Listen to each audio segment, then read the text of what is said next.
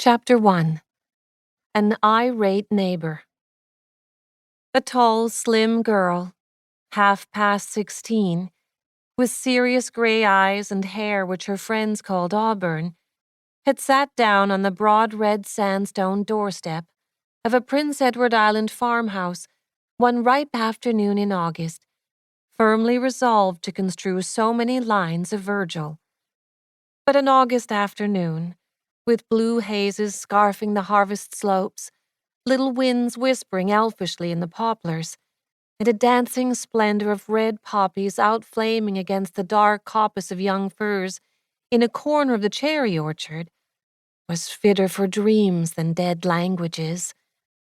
The Virgil soon slipped unheeded to the ground, and Anne, her chin propped on her clasped hands, and her eyes on the splendid mass of fluffy clouds that were heaping up just over Mr. J. A. Harrison's house, like a great white mountain, was far away in a delicious world where a certain schoolteacher was doing a wonderful work, shaping the destinies of future statesmen, and inspiring youthful minds and hearts with high and lofty ambitions. To be sure, if you came down to harsh facts, which it must be confessed, Anne seldom did until she had to, it did not seem likely that there was much promising material for celebrities in Avonlea school. But you could never tell what might happen if a teacher used her influence for good.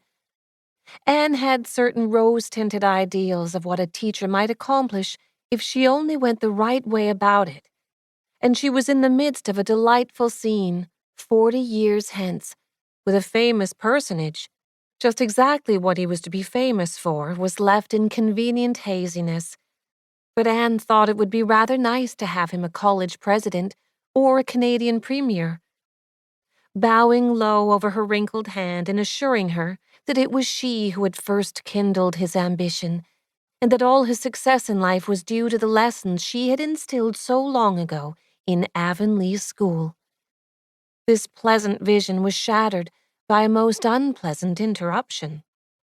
A demure little Jersey cow came scuttling down the lane, and 5 seconds later Mr. Harrison arrived.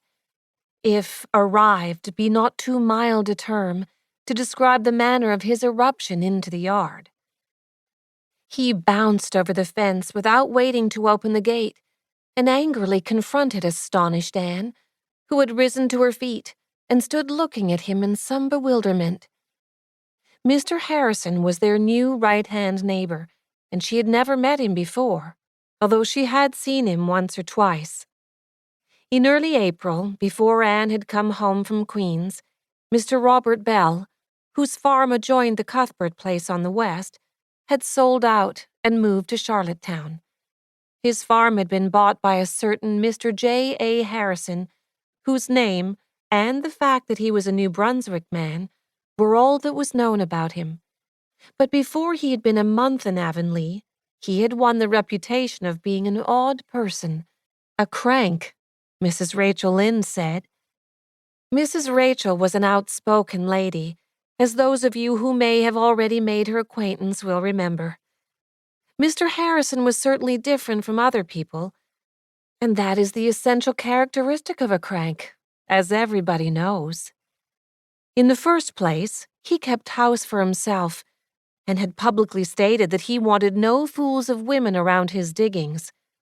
Feminine Avonlea took its revenge by the gruesome tales it related about his housekeeping and cooking. He had hired little John Henry Carter of White Sands, and John Henry started the stories. For one thing, there was never any stated time for meals in the Harrison establishment.